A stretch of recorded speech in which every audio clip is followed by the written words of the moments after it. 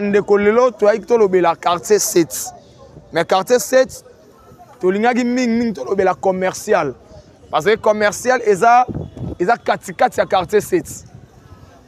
Donc commercial eza katikati ya quartier 7 omoni ngambo mobimba eza commercial. Ah flat na so ya Luza ya Kala Luza. Ya Kala vraiment na njila e bien. Ayebi Luza oyo elalisaka bana poto partout dans le monde entier. Luza et Bergara. Donc tu as Luza, la famille Louemba. Vraiment na njili bayebi yango.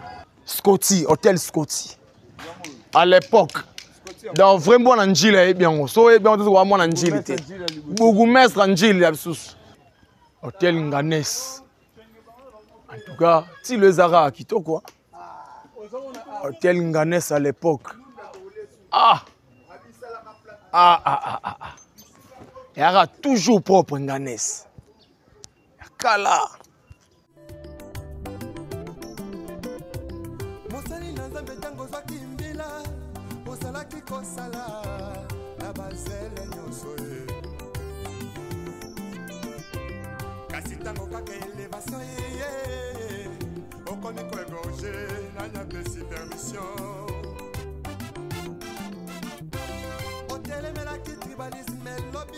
Trois Exa Production TV, bienvenue chez nous. Merci d'abonner New York Studio à 3 Exa Production TV. Nde bolanda rabiso na ba vlog tout la rabino, ba vidéo, ba film et pourquoi pas na ba gag New York Studio la rabino. Et merci na ndeko zakana branché scotché ya kolandango na bokebi. Merci na équipe technique accompagné nga lelo na moni Augustin Kaninda babi ingénieur yem tasimba rabiso. Tozala et mbote na banjilwa nyonso bazola nanga na minute oyo toza na quartier 1 précisément na avenue Kimoa. Donc là swap to solo là et puis l'autre on la spécial quartier 7.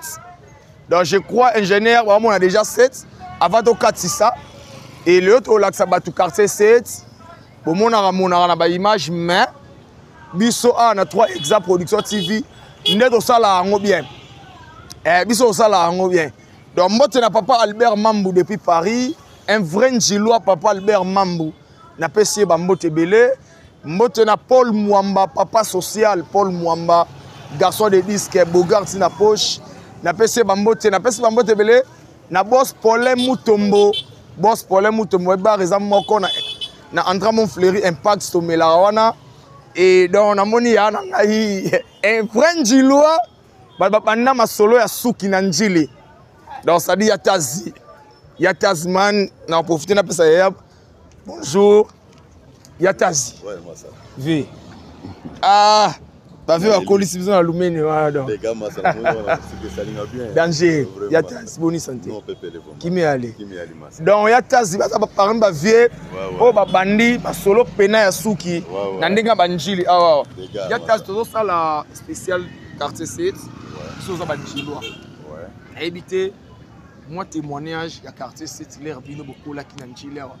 Quartier 7 ya période wana ne ya lelo pour yo en tant que doyen pour analyser on des bon on a vraiment en tant que doyen quartier 7 neto yebela kango quartier 7 ya ina ba valeur makasi ya to yeba serona ba père na biso ba père bazo kolisa biso na bandenge moya malamu lelo quartier 7 komi sokoti quartier 7 quartier 7 komi bakomi koteka mapangu mapangu ezalaki ya mibima ya minene ya quartier 7 lelo komi quartier 7 bakomi valeur esili komi ba demi valeur pena quartier 7 to yebela kango eza souté biso to yeba ona kala eza souté ba tu Orlando partout dans le monde entier na vidéo so senga nini na banjilwa o bazali banda ba repenser nini na commune parce que lelo ba diaspora bazo bongisa ba commune na bango on biso na njili mo bakara eza trop Yatazi en tant que doyen rolo banini.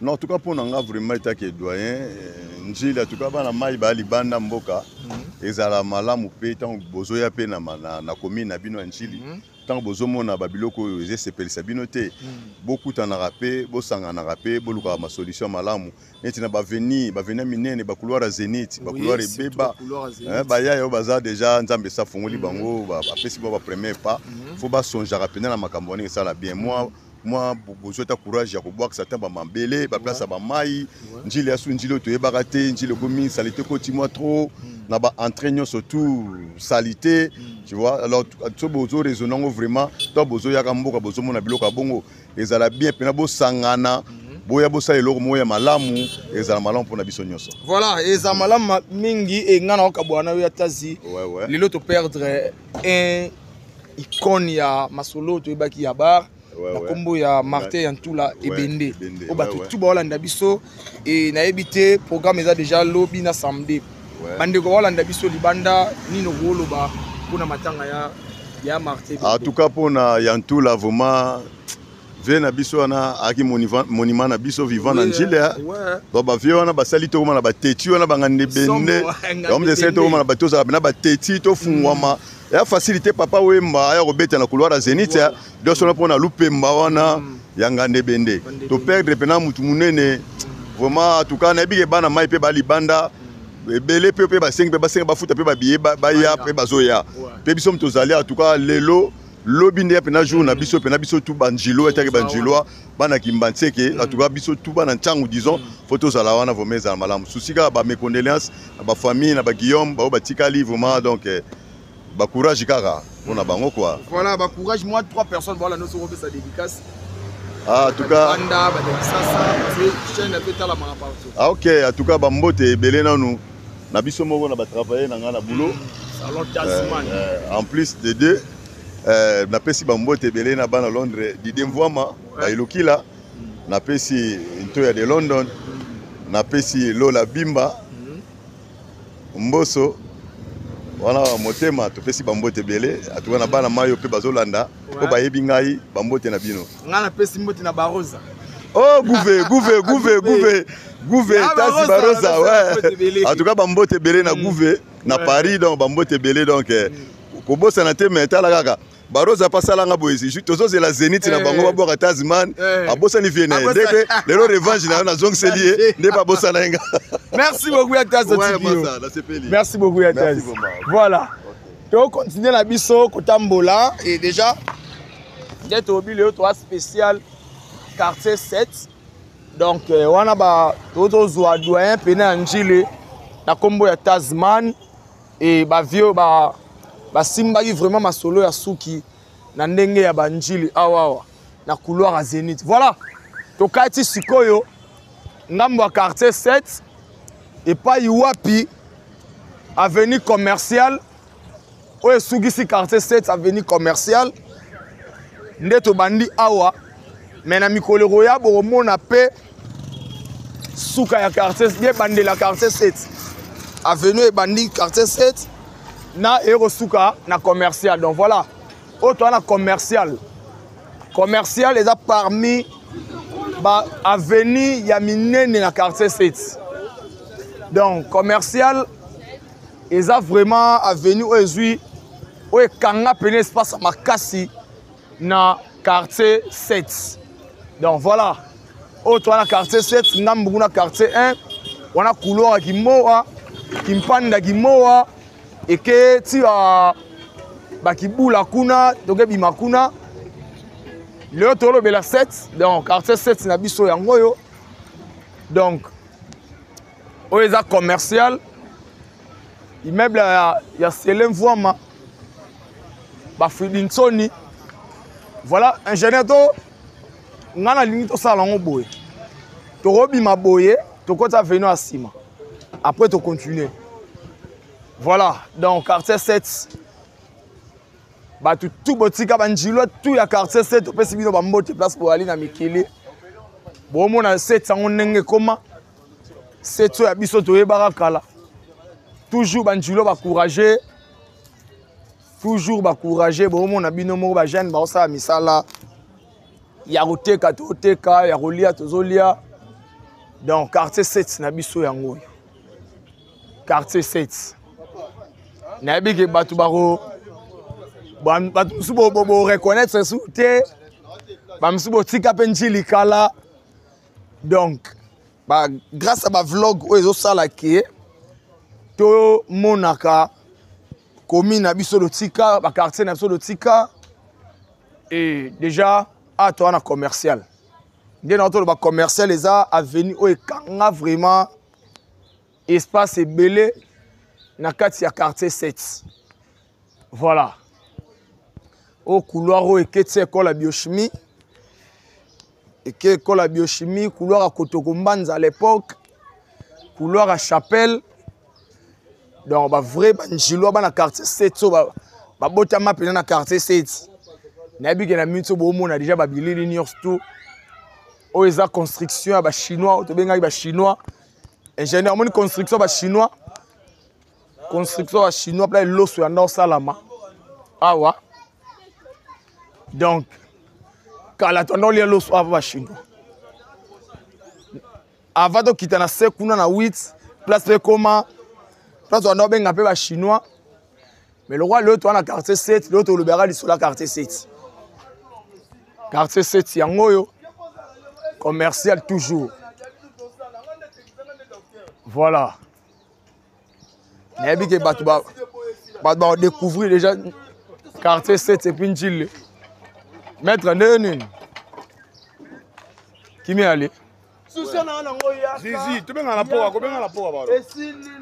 Biso to sala spécial njili surtout quartier 7 banini. Donc bon bino bozo mona misala ndezo sala ba njilo toujours ba courager maître Jaguar neni Castorozo pe moi yebo aza maître reconnu na mboko donc comment on a été ingénieur à ça la misala na ba présidence ndasimbi mémoire maître Boni ouais pepele nebi ke ba Orlando partout dans le monde entier et spécialité notre webi ki yoza makasi na mémoire si yo makasi na mémoire mais na cadre pe ya boulot na yo na batu ndenge ba Orlando na ebité bakoyi ko zo ndenge nini na muto nyonso na posa asalisa boulot pour la référence. Bon, recevoir référence, il y aura Njili. Pour bien Njili, il ne tombera jamais de retirer Njili. Jamais. Tu auras fier Banjilo. Ma casse. Au Japon. Malgré tout, tu bungi singande bende. Ouais. Vepena dae donc quand on passe à ma casse na changu po et benda ki. Baro comme ça baba na changu bateti. Ma casse. Ok, maître, biso tozo taming te na bi ke ba Orlando deux personnes ko pesa mbote bali. On a personne à liboso na makade mère doublée. Mère doublée. Ouais, si kaza donc mbote belé. Na personne na masa na Gislin, il est en face de moi donc Zaka yondi tozala. Voilà. Merci beaucoup maître de Tikio. Biso do continuer biso ko la tsaba tout quartier 7 ndenge koma. Voilà. Donc tozo continuer toujours. Malgré toi, na matanga, tubungsi, ya Martin en tout là, dans des bende. Donc, dès wana Torozala déjà, lobby vendredi, eza veillée mortuaire, et puis bako enterrengo le samedi. Voilà, tu dois continuer toujours dans l'avenue commerciale, où eza bongo quartier 7. Quartier 7 Nabiso, quartier 7. Quartier 7 Nabiso à l'époque. Quartier 7. Njili, Abana Njili. Bino mobota quartier 7 Nabino. Bino mobota la yango. Bino mobomona yango donc toujours avenue commerciale ingénieur. Pour commercial bene bandi boye. Si et qu'est-ce qu'on a souga kuna? Donc, une grande partie commerciale. Donc, biso toko tabouye. Boto ke bimasu kuna. Bonjour. Babi toujours boule do salama. Njili ba fenea ba raté. Njili ya bana njili. Donc peka commercial. Donc commercial ba mandiangu. Batishik mandiangu na pesi master na tishik mandiangu mote belé. Donc commercial, toujours. Donc, quartier 7, Nabiso, toujours, Banchilo, Bossa, Baboulon, Nabango. Toujours, vrai Bananjili Yakala. Nabile, Bamona, quartier 7, Boué. Bamso, le Kilabango, Bamso, Basoute. Quartier 7.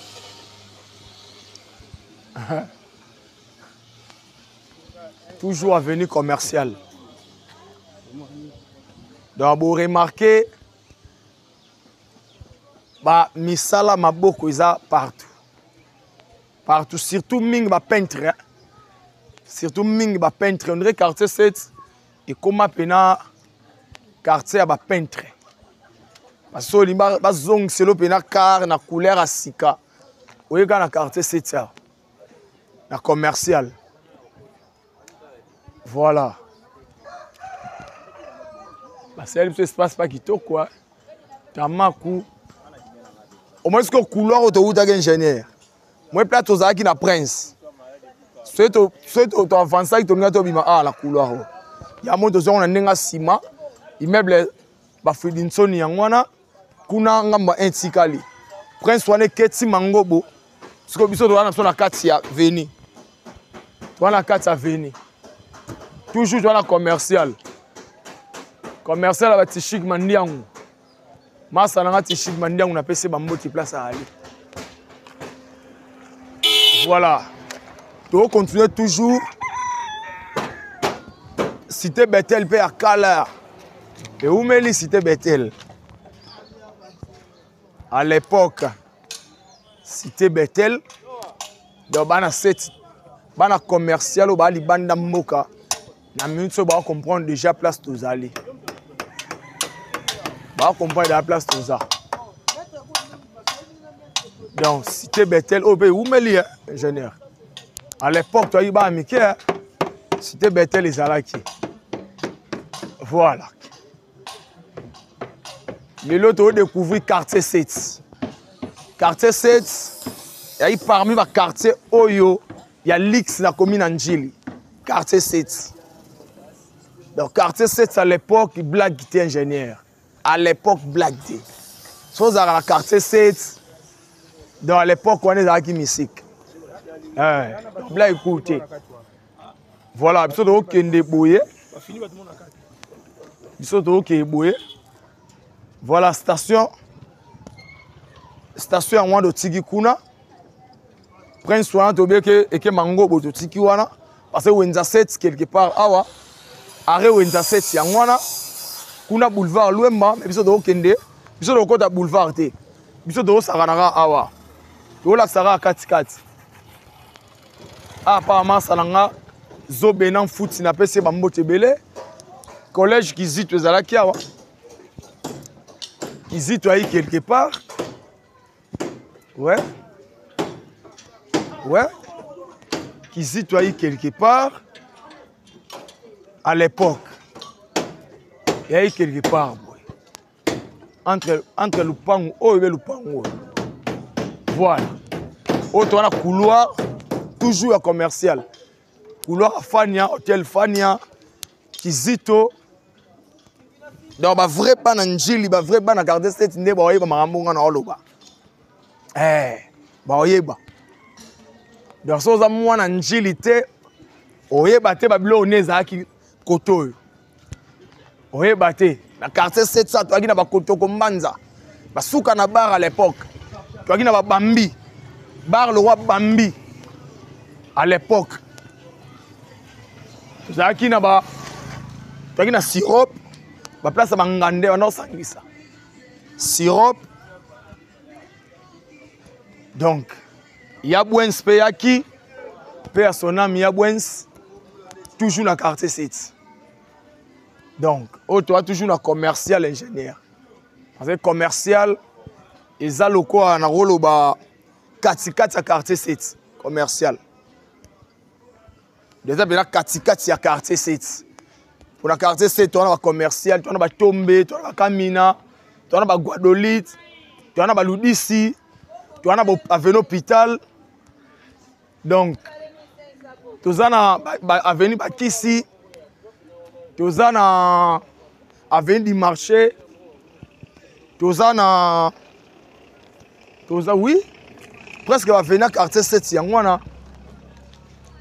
Ah, hôtel Fania ezalaki awa. Hôtel Fania, batu tout ya kala ba hôtel Fania. Ezalaki oyo eza ba référence. Donc pour ça lango bien c'est faut à moi njili. Et puis moi na quartier 7. Donc hôtel Fania ezalaki awa na ngambu boye OP commercial. Na pesi mettre mbuta mbote belé garage à kala ba mettre mbuta. Na pesi ba mbote o commercial ya master nga Arsène Mata PDG Arsène Mata aveni na bango yango yo to pusana école Bosembo pe Umeli ya depuis pe école Bosembo oyo eza ba prince ingénieur donc c'est to bimi awa ingénieur c'est to bimi awa wana to mona commune na Njili na quartier 7 parquet il y a la quartier 7 régie des autres tout quartier 7 donc il y a moi au CPT post TP izawana on comprend maintenant to kota na so boulevard te wana toya jour musufu to laksa ngambu ya 7 ngambu wana mais le roi le to kana commercial to utiliser commercial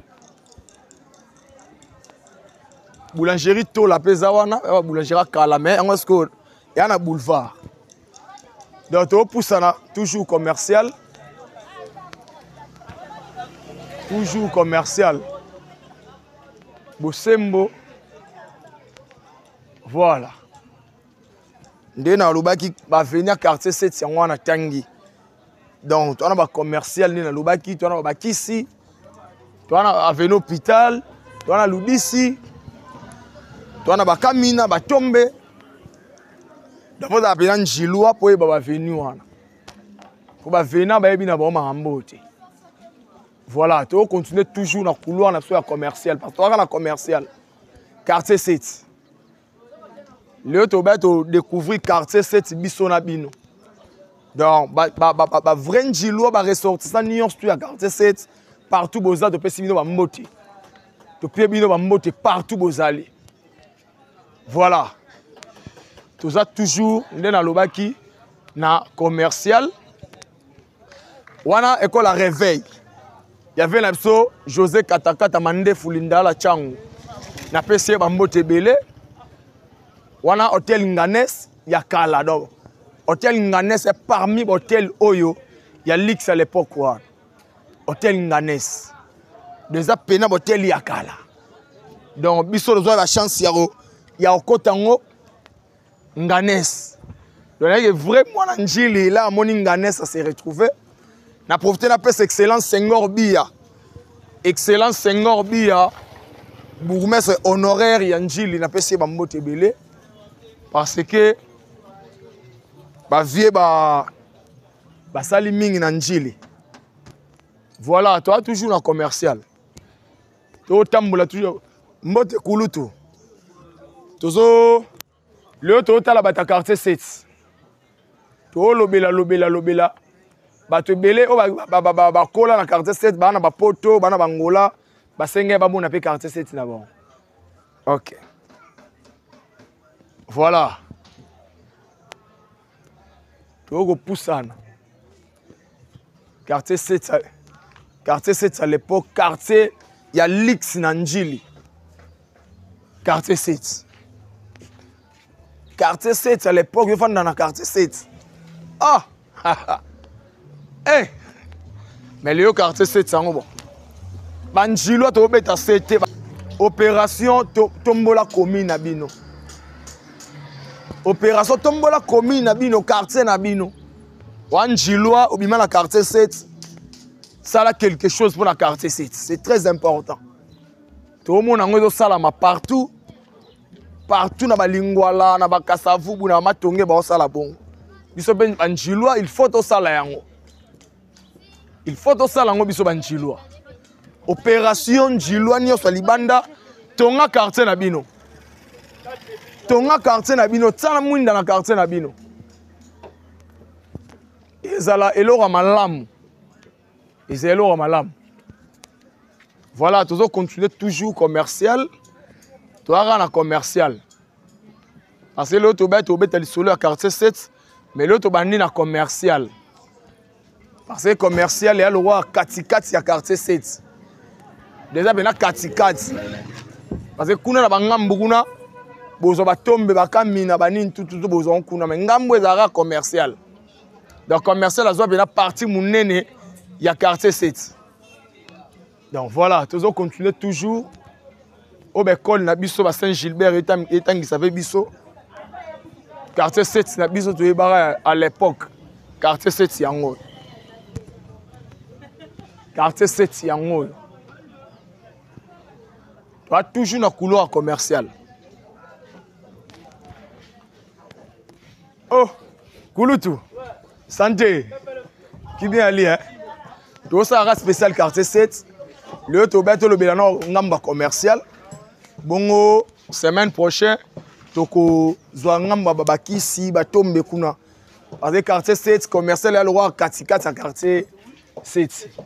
Et on te reçoit des témoignages à Batakala, on a 7, il y a beaucoup de 7. Nini, faut tout ça là pour la quartier 7. Habiter au Roloba. Voilà, merci beaucoup. Merci beaucoup de vous faire un abisso. Merci. Je vais continuer toujours. Obi maman. Maman Oliana, bon appétit maman. Voilà, toujours continuer toujours. Quartier 7 commercial. Commercial.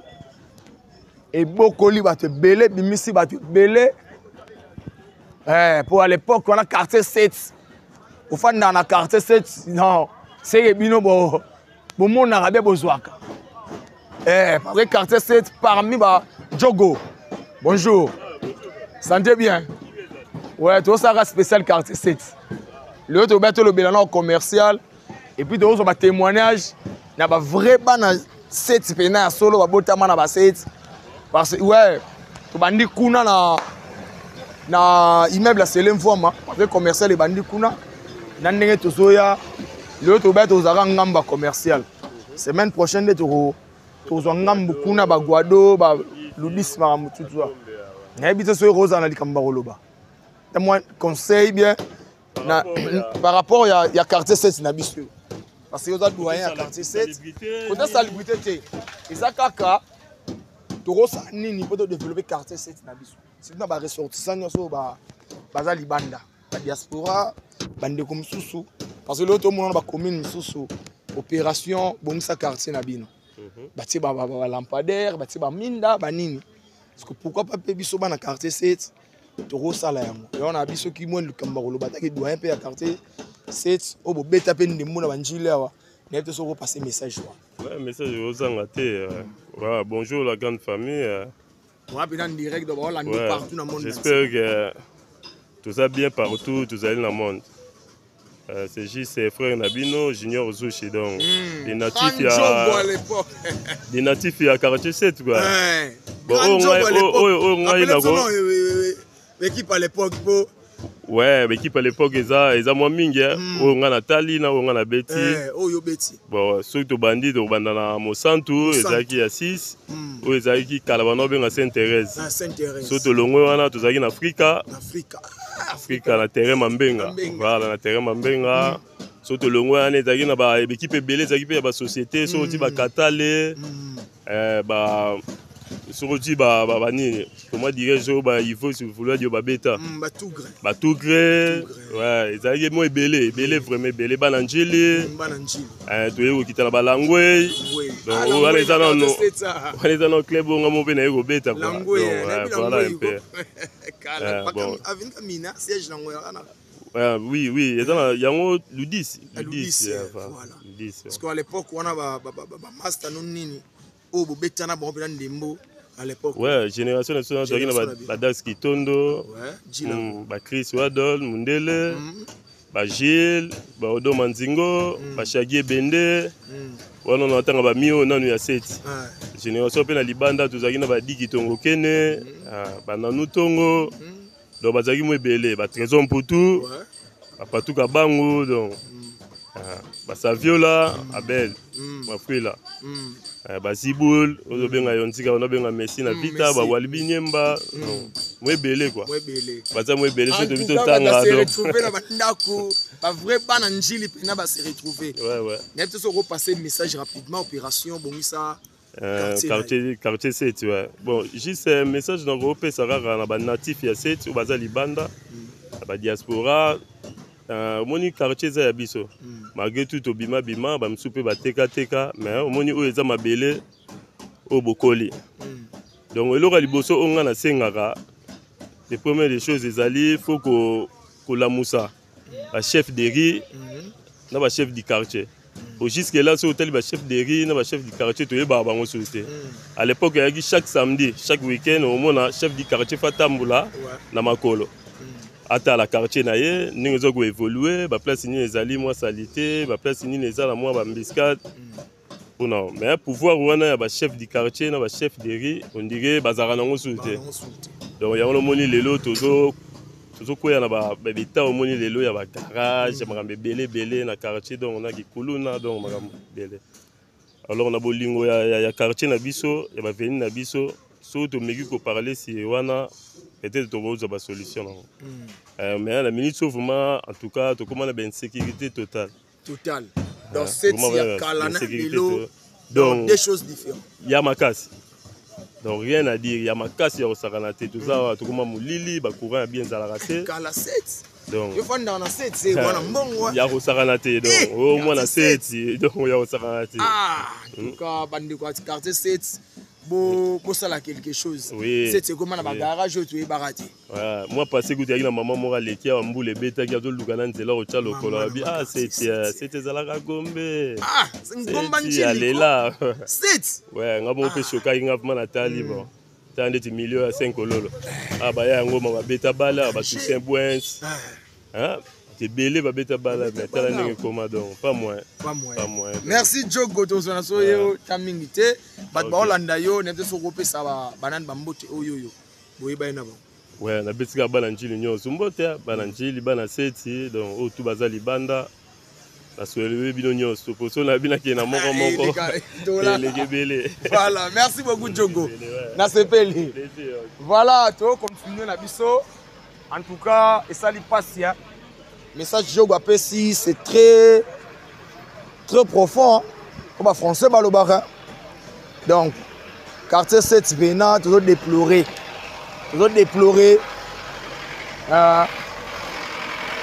toujours commercial toujours dans commercial toujours dans au commercial la CEP voilà ingénieur arabe maître Giro Santanen ouais donc commercial ou ingénieur avenir à CEP Congo hôpital à CEP Congo ouais hôpital à CEP et à Kuna donc on a référence il y a commercial hôpital à CEP Congo à l'époque on a eu hôpital à CEP Congo donc quartier 7 ba vrai bana njili bana 7 à l'époque binomo bozomona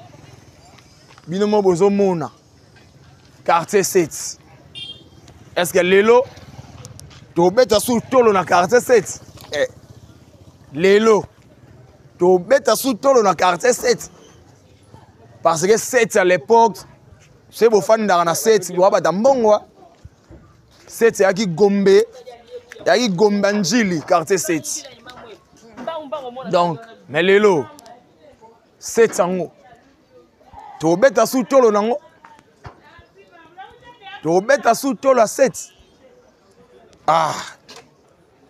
donc ils a passé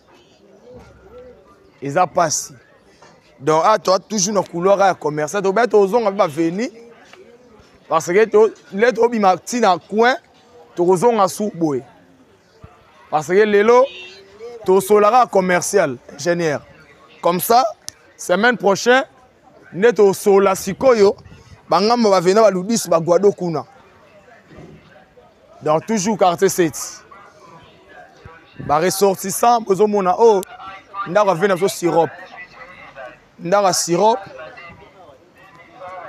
Donc on a vu que bah tu vas comprendre déjà, bah moni déjà, bah comprendre déjà. Résidence à sirop. Paix à son âme, papa Nabiso. Paix à son âme, Navé Nabiso, Wabe Lorango, PDG. Paix à son âme. Donc, résidence à sirop. Toujours commercial, quartier 7. Quartier 7, toujours. Tu as toujours un commercial dans quartier 7.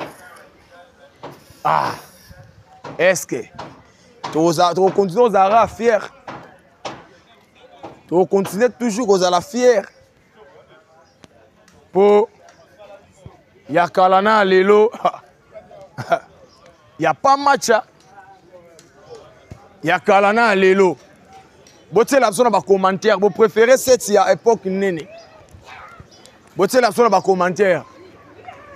Yakalana Lelo. Vous préférez nini. Boté la zone de commentaire. Yakalana Lelo. Vous prenez à époque néné. Quartier 7. Ah, pas venir notre chéri Samba. Chéri Samba, un grand artiste peintre au Saranate. Pas venir notre chéri Samba. Donc, voilà, toujours continuer toujours. Toujours continuer toujours quartier 7. Quartier 7. À l'époque.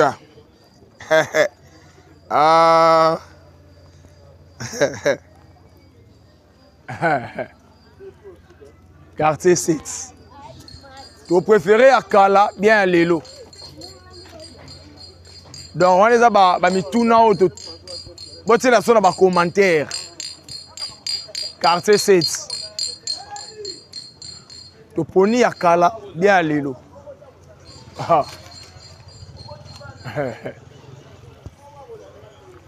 Ah, pas mère, on a godé Simba mon grosso. La PC va monter belé. Mère godé Simba mon grosso. Babi staff et angoyo. Staff n'a biso en mère a été. Maman la Prudence. Maman la Blondie. La PC va monter mon grosso. Donc, boulevard Luemba Yangwana. Couleur sur lequel de boulevard Luemba.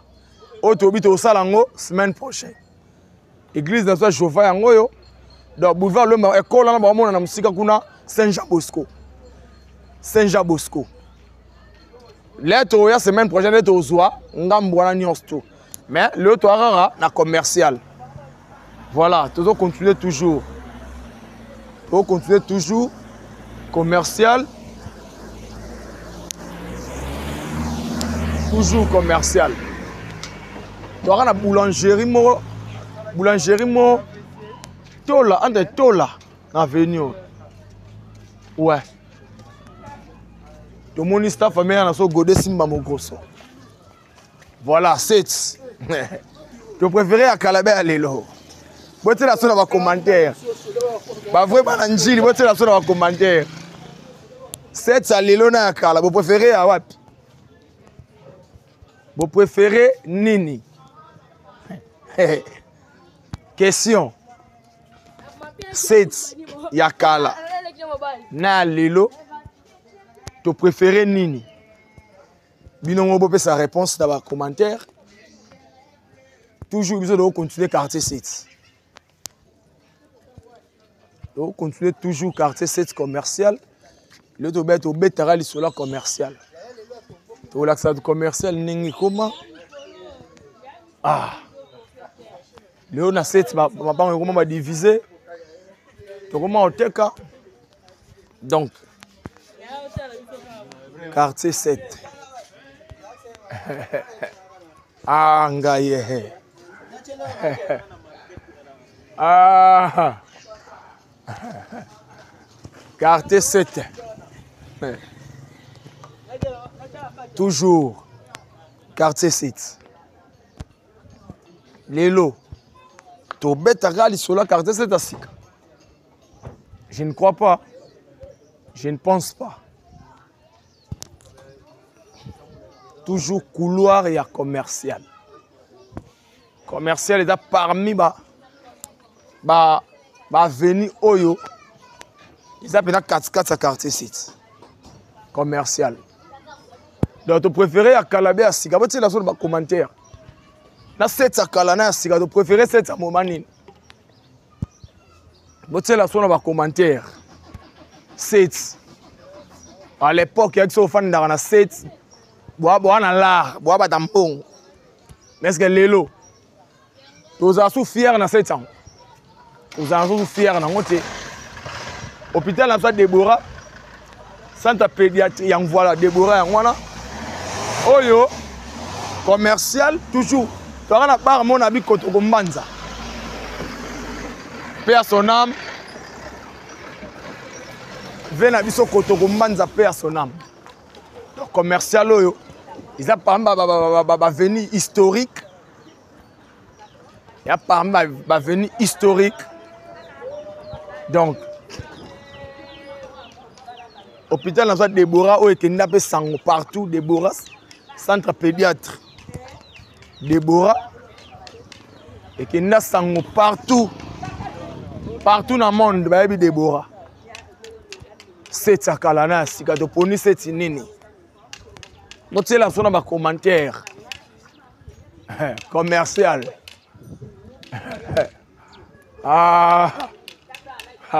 Opération Bongisa quartier. Bongisa quartier na ofanda.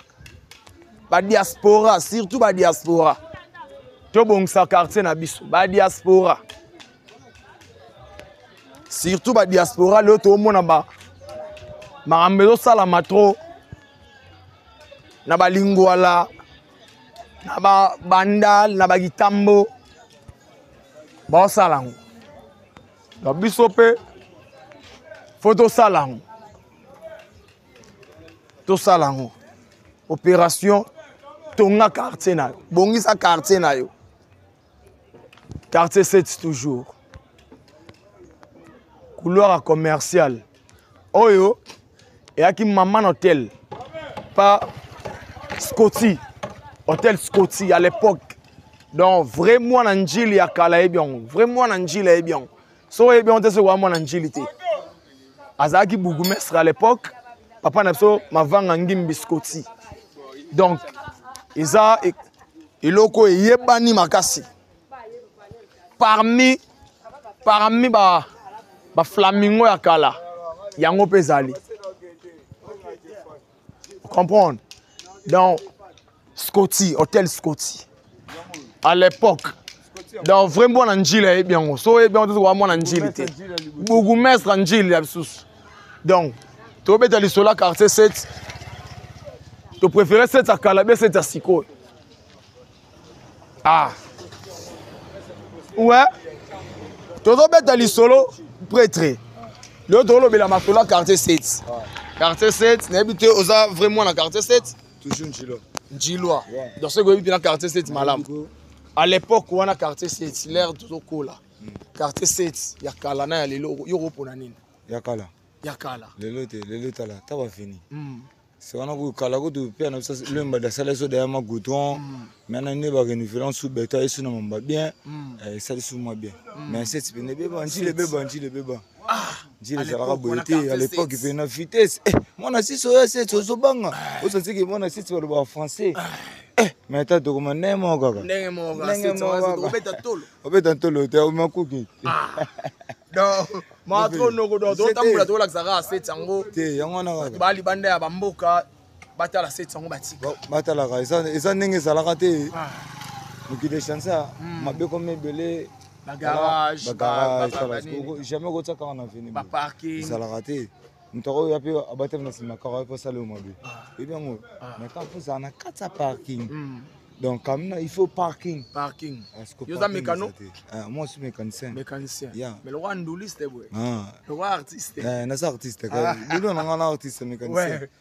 ça de art. Ton aussi comme Tamoli. Ça de art. Très bien. C'est bien. Merci. Là, c'est comme bonne année. Gucci. Yeah. Donc, ce bâtiment, pour ça, pas bon, ça en tout cas spécialité des années. Gucci, bien Gucci. Nous avons eu un salaire accessoire Makolo. Donc, ça comme tout. Accessoire, ni son Makolo. Donc, tous les marques, il y a car. Donc, car ni on tout ça là. Tout. Makolo. Tout est Makolo. Bato ba otala partout dans le monde entier.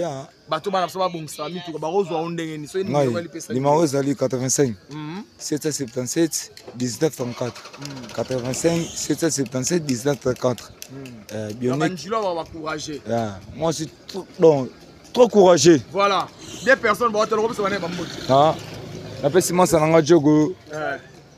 Beni Soraya ya jogo so abeta na vita azali c'est un bébé chez Napoto Chabunga toujours bambote belé papa nanga moko botanga li ya Congo là ya petite sœur nanga Benediti là ya Sephora Benza là ya Liana Benza là ya donc Rodiche Convex là ya donc bandeko nanga Amando Balada Pomanias voilà toujours merci beaucoup Gucci to tiki bino jogo merci voilà tu continues toujours ko tambola ino boyo ka ba témoignage boyoka ba témoigner mutu nyonso témoigner quartier cette époque na ye o ya botamela mutalengisa mute donc muna mdayebi set na ndenge ya botamela donc au témoigner quartier cette na ye ndenge o ya yebeli yango parce que tu as une loro lo baté quartier 7 à l'époque na lelo en tout cas des choses différentes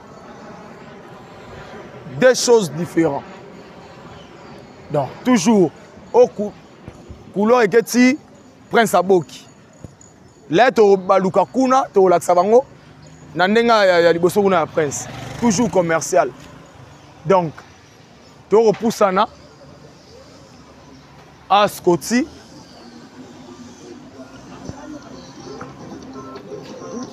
excusez merci voilà comme personne de bimi to bimi boulevard Luemba so de bimi boulevard Luemba wana hotel avait na biso cours suprême PDG Oniva na pesi bambo de place ali PDG Oniva c'est la biso hôtel P à Kitoko voilà après avait na biso combattant samba na pesi bambo te belé vraiment na quartier 7 combattant samba na pesi bambo te belé vieux vraiment dans quartier 7 voilà camarade oncle nanga Senghor Bia azalaka awa na bosani kombo na ye personnam na bosani kombo danger quartier 7 est-ce que tu préfères aller lobe à Kala quartier 7 commercial. Voilà, donc, la PCV n'a combattant dans le baki, après combattant Samba. Voilà. Après, vient soit Douama, vient biso à Douama. Donc, quartier 7, toujours commercial. Toujours commercial. Bote la biso na ba commentaire, bo poni ya Kalabia à Sika. Boponi quartier 7 ya Sikabia ya Kala. Vous savez la zone dans les commentaires. Parce que 7 ya lelo Kalo fan dans la quartier 7 on dans bon mais le différence il y en a. Le différence il y en a. Donc voilà, toujours continuer toujours quartier 7 tout ça commercial. Tout ça commercial donc tu vas photo les cas arabes. Excusez. Je m'excuse. Merci. Donc voilà. Commercial. OP commercial, mais au bimba on a nenga kuna. Asobi on a église à pasteur Lushima. Chapelle de la Victoire. Mais au baluka on a nenga kuna bo on a bien. Voilà. Toujours continuer. Toujours couloir, il y a commercial. Quartier 7 à l'époque. quartier 7. Persona maman na biso honorable Ntumba Mwabi. Maman c'est la so école à Gitoko na sala Gitoko. Maman Kenda persona honorable Mwabi Ntumba Marie.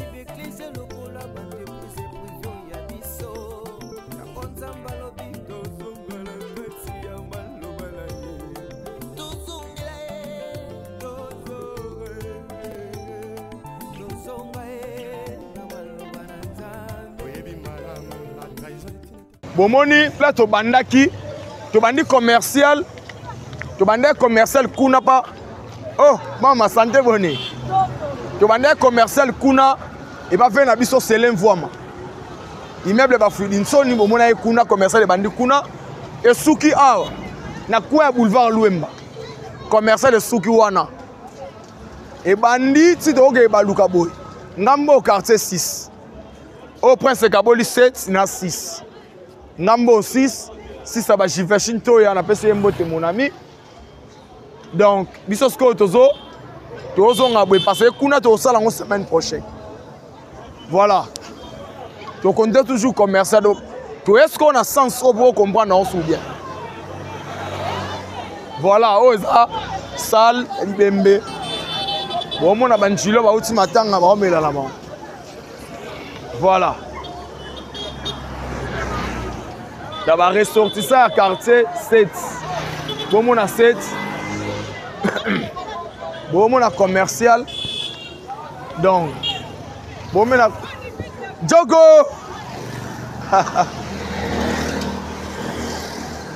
Bon mon a quartier 7. Toujours commercial. De balou ce qu'on a ndenge ya na ndenga prince outil bo keke Sainte-Thérèse. Voilà. Bino bon mon commercial on est comme là. Bon mon commercial.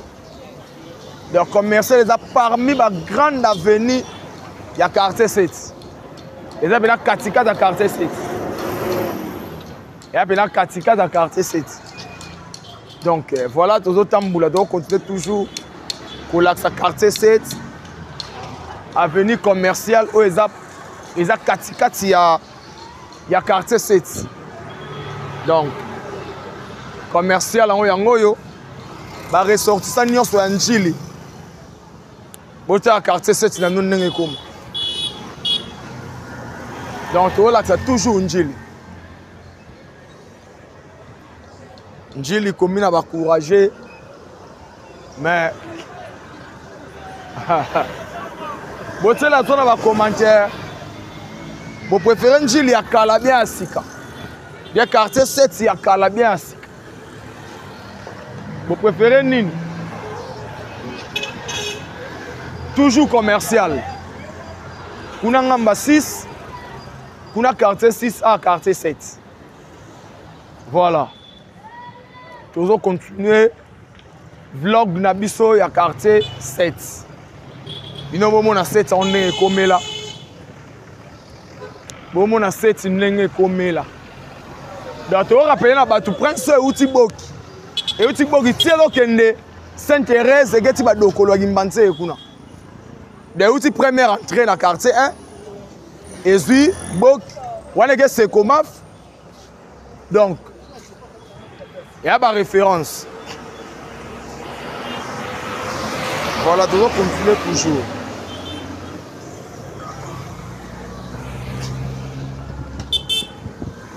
Toujours quartier 7, commercial. Voilà.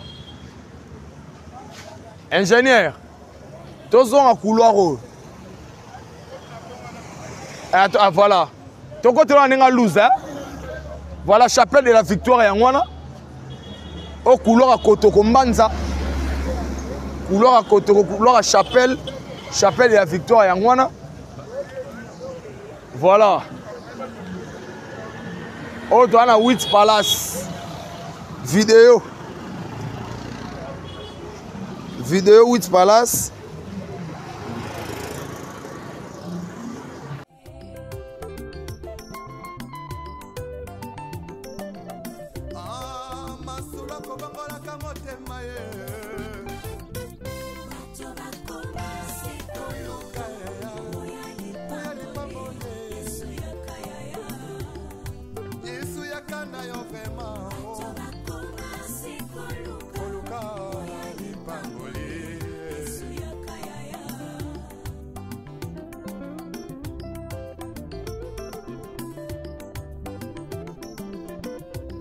mosali na nzambe ntango ozwaki mbila ozalaki kosala na bazele nyonso ye kasi ntango kaka elevation yeye okomi koegorge nanyapesi permission otelemelaki tribalisme elobi lelo tie na nsima na yo mokongo moluba moswahili Tira Chaboki yangoyo kuneke Sekomaf oyo zongi Sainte-Thérèse eke Kimbanseke oyo tobenga deuxième république nzela ya deuxième république voilà donc biso toko continuer toujours cette commercial tozala yango na ndenge ya kati boye na ndenge ya prince te voilà on continue toujours. Quartier 7 Njili. Napesa ba joyeux anniversaire na Iget Biantete. Joyeux anniversaire Iget Biantete. Mwasa Mbongo. États-Unis, vraiment na quartier 7. Iget Biantete. Joyeux anniversaire ma grande sœur. Peselanga ya nanga Judith Bomoy. La patronne Judith Bomoy. Peselanga Bambote Belé. Donc, on continue toujours quartier 7. Commercial toujours. Balouki Skoyo. Nandenge ya Prince. Prince Kaboli, quartier 8. Na quartier 7. Donc, voilà. Donc, 8 na quartier 7. Bon, on a na bango pe. Ba tonga na bango pe et que nango pe bien mingi to mo remarquer basala bibembe ya homme de commune à top et commune à temps basala bibembe et comment on a temps fort les autres ça peut balara et côté ça peut balar donc on va ça la fontaine. Nous allons continuer toujours. Quartier 7, avenue commerciale.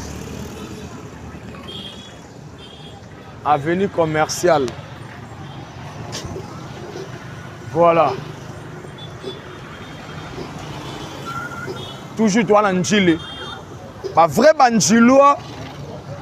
Pas vrai Banjilois. Bota la caille à quartier 7. Bota la caille à quartier 7. Bota la caille à Njili quartier 7. Donc, toujours commercial. Kuna ngamba 8, a ngamba 7. Tozo ngaboye, a flat na fait à Luza. Ya Kala, Luza. Ya Kala. Vraiment na Njili, eh bien. Aebi Luza. Oye Lali Saraba, Bana Poto, partout dans le monde entier, Louz et Berjara. Donc, tu as Louz, la famille Louemba. Vraiment, Njili, bien. Donc, commercial Oyoyo, il y a Louza.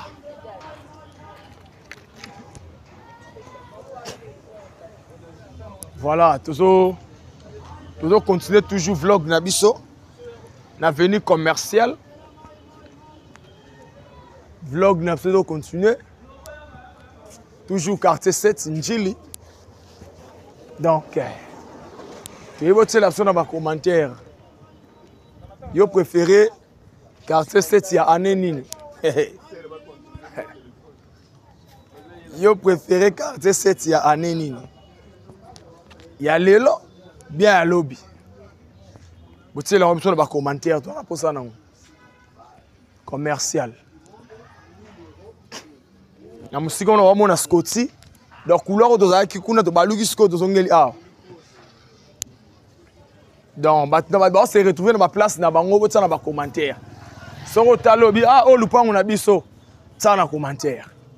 Soko talobi ah oh côté na biso, ça na commentaire. Donc, vous savez la option dans ma commentaire. Ma place au biso, to bosani, vous savez la option dans ma commentaire. Voilà. Au couleur to bande kuna. Immeuble à Selem Vom. Touye, tu vas lui donner un prince. Chapelle de la Victoire Yangwana. Il va pasteur Lushima. Chapelle de la Victoire. Il a raisonné, paix à son âme, n'a papa n'a besoin César Kabouikou. Paix à son âme.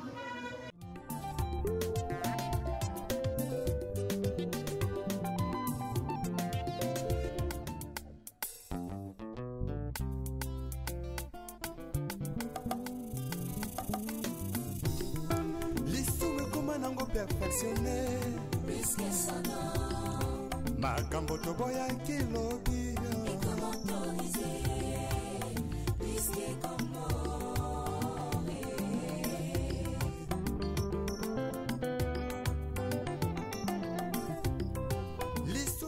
Fona Luka Vieux Senghor expliquer pourquoi commercial et quand espace à monnaie ne quartier 7.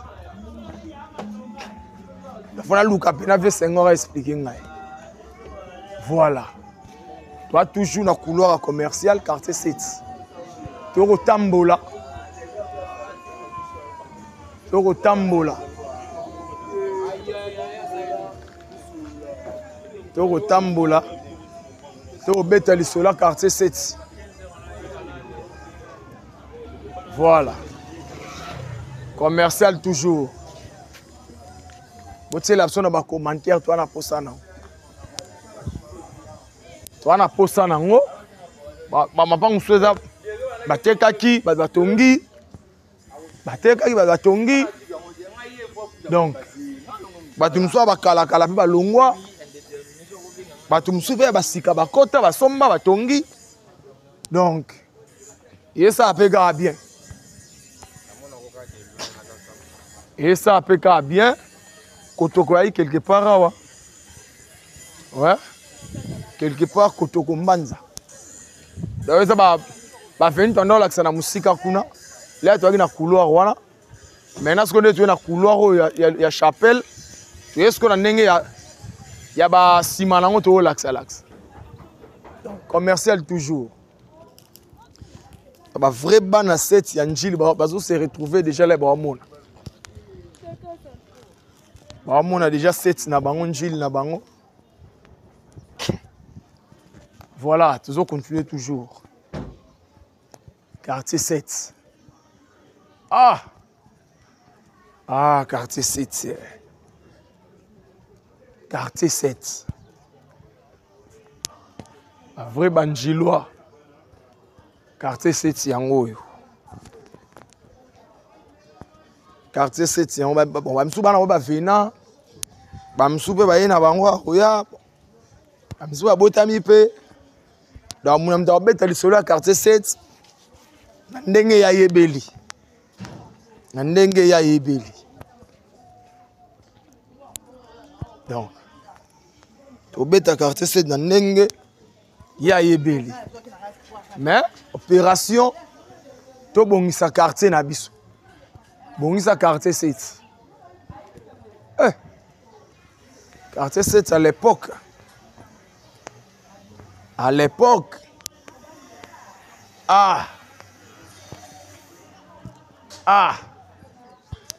to lukana banzela oleka. Quartier 7. Hey. Oh, toujours couloir à Chapelle de la Victoire. Donc, tu bandit la Chapelle. Et puis, mati. Na immeuble à Selem Voama. Ba Fridinson. Couloir, tu as quoi là? Couloir. Il y a Scotty. Il y a Scotty. Couloir, il y a Déborah. Couloir, il y a Nganes. Ah, parce qu'on a ma référence. Les retours à la parole nous est tous demandés. S'il te plaît, retournons à la parole. Ce n'est que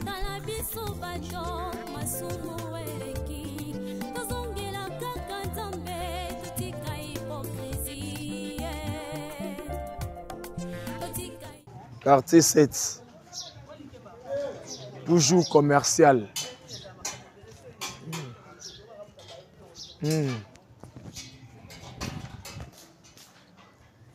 Ah. Quartier 7, c'est un commercial. Ah. Ah. Ah.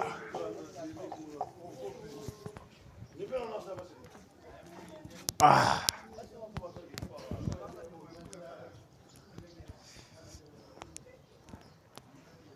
Toujours quartier 7. Couleur commercial yangoyo. C'est la biso na commentaire. Au préféré c'est ça sikabia akala. Au préféré c'est ya kala bien sika. Ya anenini.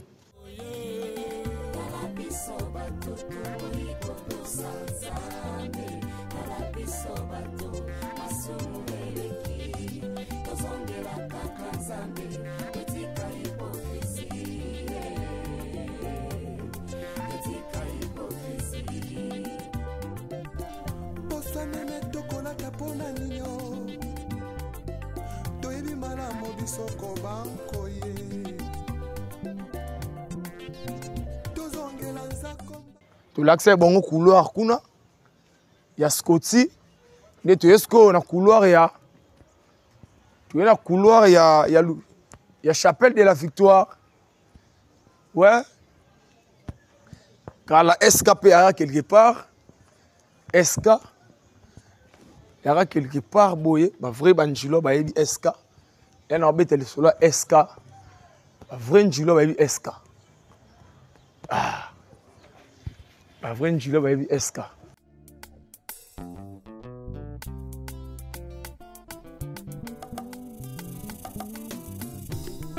L'issue comment nango perfectionné. Makambo to boya kilobi.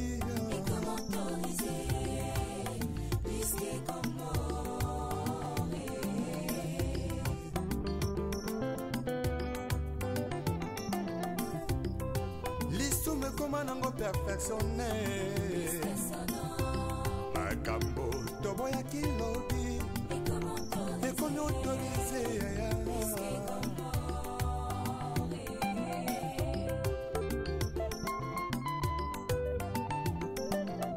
Ah, masula ko bangola kamotema ye.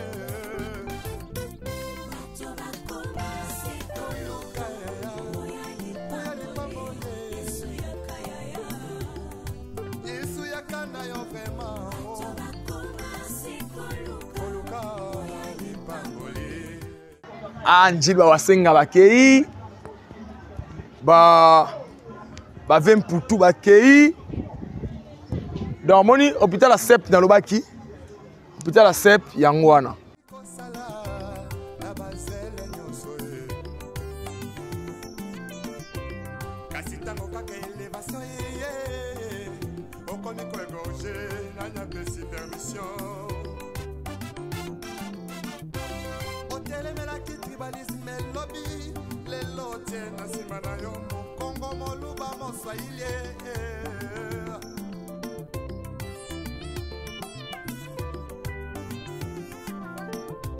C'est tout jeunesse en l'élo.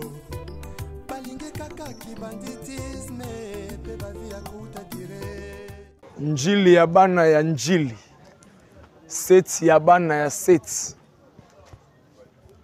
Ah, site commercial. Ah, bote la biso na ba commentaire. Oponi cette année nini? École de biochimie. Donc, tout ba ebi biochimie. École de biochimie. Donc, si ba ressortir ça nyos batanga na biochimie, si ba mbote belé.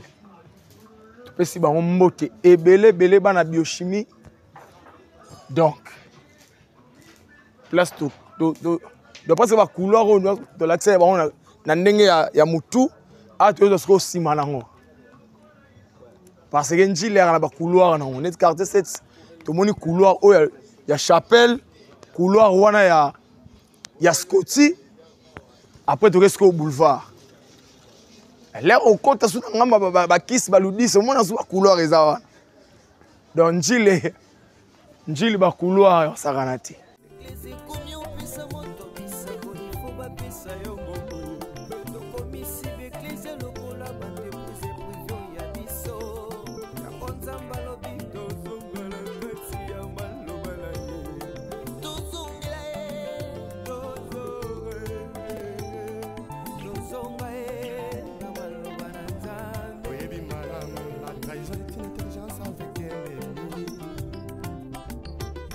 Sagesse avec un ennemi donc on m'a contrahi sans goûter la simao yesoyo yesuzongana yo Mikolo ya bozo appelé quartier 1. Bozo appelé quartier 1. Voilà ce lozo ngasko boye. Kuna ngamba 8 Prince Aboki. Totika nguna. Commercial toujours. Ouais. Quand on a commercial, il y a Katakata. Lindala la Chango. José Katakata. Réveil.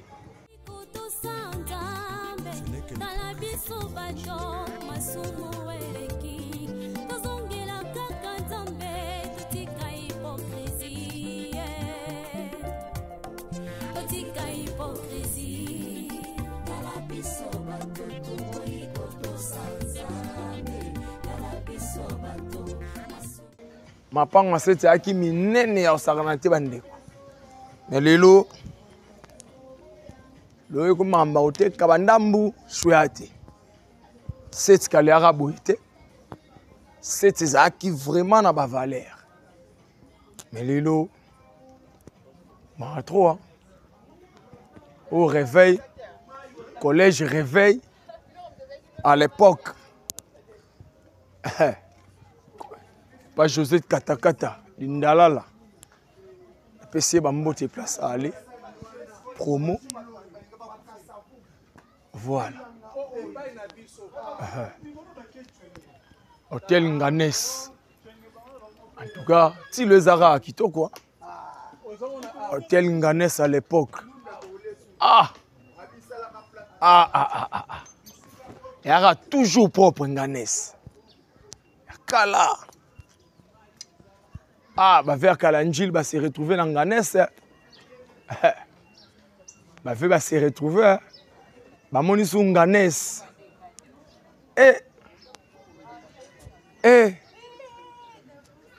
Commercial toujours.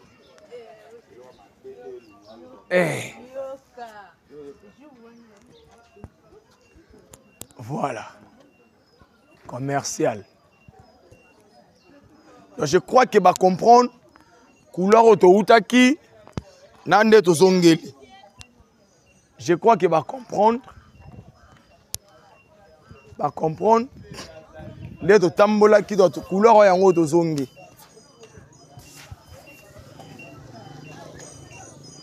Voilà. Donc tout ça les gars tour nde tozongi sikoyo. Donc tout ça les tours à commercial. ça le tour à commercial. Voilà. Commercial. Tout ça le tour nango. Tout zongi place to ala kina. Tout zongi place to ala kina nini. Na Fania. Hôtel Fania. À l'époque. Hôtel Fania. Ah. À l'époque. Aïe.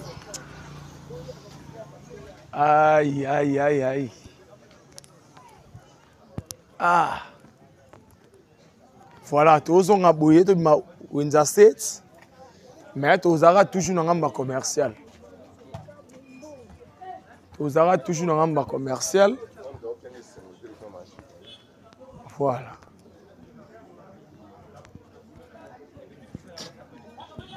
Ah.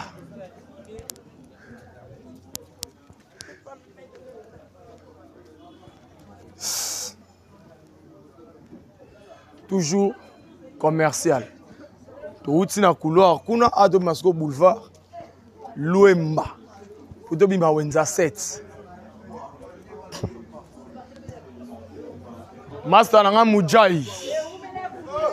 Master nanga Mujai. Lalou Maleba, l'artiste. Pepele. Dans sa tour Njili, dans sa spécial quartier 7. Ndé tozo lobela quartier 7 yango. Ndenge mamango ezala. 7 yango ya to pona 7 ya anenini. Ya anenini na iso tika kulune comme na lobi na yo. Tala nano. Na iso dégâts. Ah. Donc toi tu tambola. Ouais, ça va.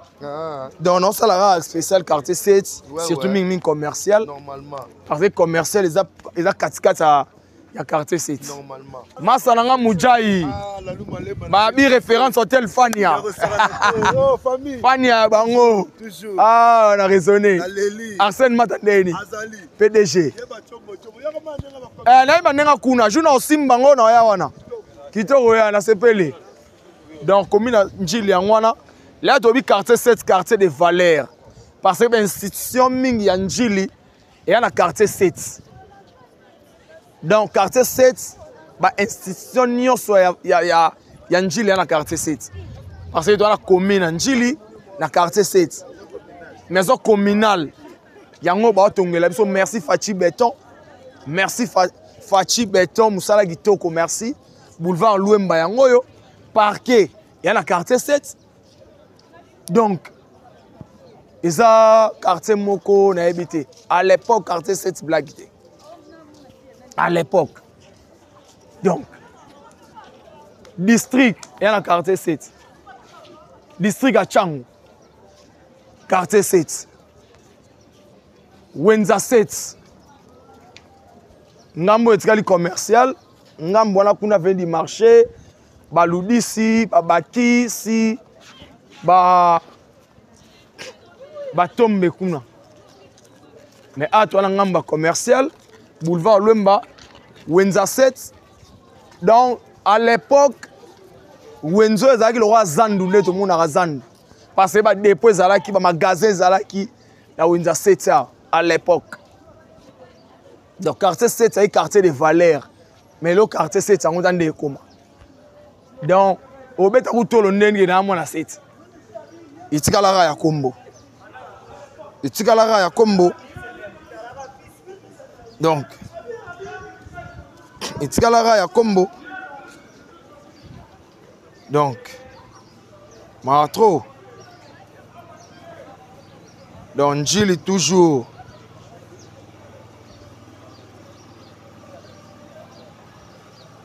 Donc, Njili Yabiso, opération Tobong Sara quartier.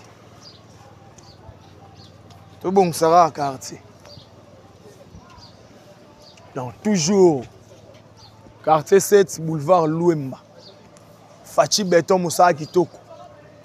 Merci na cadeau, le président Fachi Béton. Merci na cadeau, Biso Banjiloa. Tolingaro Ming. Voilà. totambola na biso tolakisi bino commercial place ebandai na place esuki le toya kolobelaka commercial mikolo ekoya tokozwa set ya ngambo nyonso ocomprendre baveni nde na baki toa na commercial toa na bakisi toa na ludisi toa na marché toa na kamina toa na tombe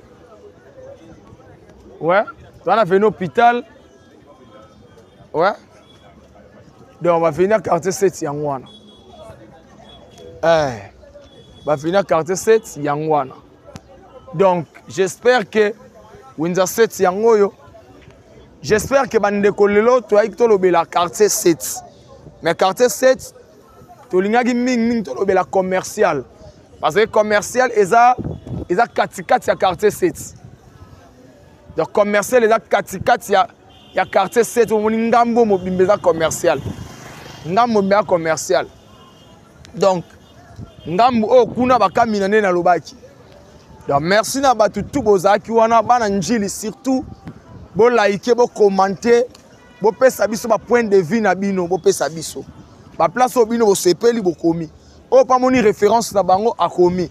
Donc tous les commentaires na bino vraiment mutu nyonso bana posa to ça les publicités et ba produit na ye to lobela espace na ye to lobela ba maison na ye. N'hésitez pas, benga biso na ba numéro o eza wana to kita, to sala la bino publicité, to sala la bino maramnions tout au boluka. Donc, bo hésitez te. Merci na banjilo nyonso bozaki branché. Na pesi bino bambote, mon grand frère propre Bristou Mananga, ya nanga ya Bristou Mananga, ya na betela ratolo ya Bristou Mananga. Na pesi bambote belé ainsi que Faye Mananga Mobimba. Na pesi bino bambote belé et pourquoi pas dire un grand merci na celui qu'on appelle Chief Makiadi Coca-Cola implique vraiment Nanjili na pesi bambote na Gianni Mila 4 fois boss vraiment Nanjili PDG Emma Mila na pesi bambote ebele donc bananjili de partout dans le monde entier de l'Ingabino boz à la brancher na 3 d'Exa Production TV yangwana de chaîne na biso merci ingénieur Augustin Kaninda ngana bino to mona na mikolo koya d'ici là portez-vous bien bye bye bye bye.